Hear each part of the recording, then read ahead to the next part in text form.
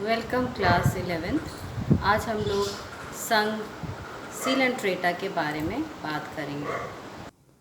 Phylum Coelenterata या Cnidaria, इसके अंतर्गत वह जंतु आते हैं जिनमें टेंटिकल्स पाए जाते हैं।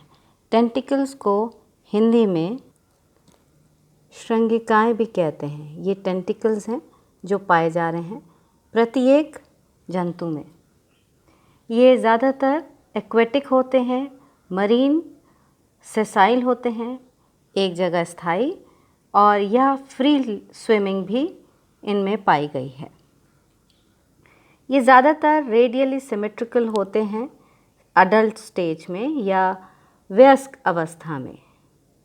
इनमें tissue level of body organisation पाया जाता है। यह डिप्लोब्लास्टिक एनिमल्स हैं, अर्थात इनकी बॉडी दो लेयर से मिलकर के, दो लेयर्स ऑफ सेल से मिलकर के बनी होती है। सब बाहरी या आउटर लेयर को एक्टोडर्म कहते हैं और इनर लेयर को एंडोडर्म कहते हैं। इन दोनों लेयर्स के बीच में एक स्ट्रक्चरली जिलेटिनस लेयर होती है जिसे मीज़ोग्लिया कहते हैं। इनमें सिंगल बॉडी कैविटी पाई जाती है जिसे सीलेंट्रॉन या गैस्ट्रोवैस्कुलर कैविटी कहते हैं।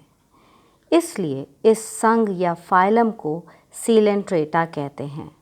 इस संघ या फाइलम को निडेरिया भी कहते हैं क्योंकि इस संघ के जंतुओं में एक विशेष प्रकार के सेल्स पाए जाते हैं जिन्हें नीडोसाइट्स कहते हैं या नीडोब्लास्ट कहते हैं।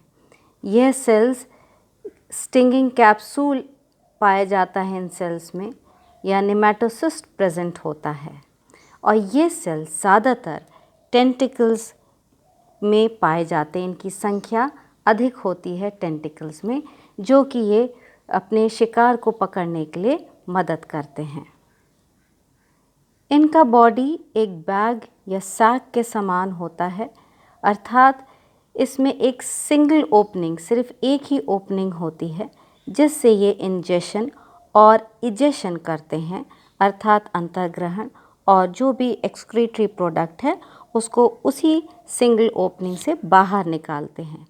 इनकी ये ओपनिंग, जिसको माउथ भी कहते हैं, वो असंख्य फिंगर लाइक स्ट्रक्चर, जिसे टेंटिकल्स आपने कहा है, इसके द्वारा घिरा होता है।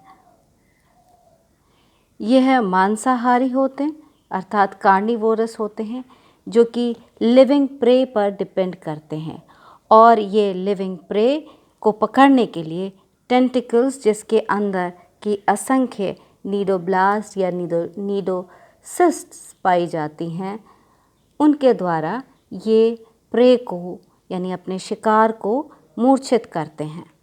इनमें नर्वस सिस्टम सिंपल होता है, अर्थात इसमें नर्व सेल्स पाई जाती हैं प्रारंभिक अवस्था की, और सेंसरी सेल्स भी पाई जाती हैं।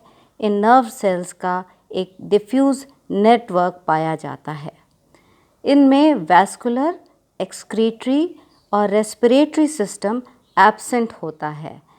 ज़्यादातर इनमें स्केलेटन सिस्टम नहीं होता, लेकिन फिर भी कुछ में स्केलेटन पाया जाता है, जो कि जिसमें से कुछ कॉरल्स होते हैं जो कि लाइम के और हॉर्नी मटेरियल के बने होते हैं। इनमें पॉलीमॉर्फिज्म देखा गया है। पॉलीमॉर्फिज्म का मतलब है कि एक ही जंतु अपने जीवन काल में दो प्रकार की संरचनाओं को प्रदर्शित करता है, यानी दो संरचनाओं में पाया जाता है। इनमें एसेक्सुअल रिप्रोडक्शन फिजन या बडिंग के द्वारा होता है, और सेक्सुअल रिप्रोडक्शन जो है वो गैमीट फॉर्मेशन यानी स्पर्म और ओवा के द्वारा होता है। इनका डेवलपमेंट होलोब्लास्टिक है, जिसमें कि सिलिएटेड प्लानुला लार्वा पाया जाता है। यह लाइफ साइकिल एग्जिबिट करता है एक डिस्टिंक्ट ऑल्टरनेशन ऑफ जनरेशन को, जिसे मेटाजेनेसिस भी कहते हैं। सॉलिटरी या कॉलोनियल या फ्री स्विमिंग या फिक्स्ड ये जंतु ज़्यादातर दो प्रकार के फॉर्म में पाए जाते हैं। एक हुआ आपका अटैच्ड होते हैं जो कि जिन्हें पॉलिप्स कहते हैं। ये पॉलिप्स जो हैं वो एसेक्सुअल फेज़ को, अपने लाइफ साइकिल के फेज़ को रिप्रेजेंट करते हैं। और दूसरे हुए मेड्यूसा फॉर्म, ये जो है ये सेक्सुअल फेज़ को रिप्रेजेंट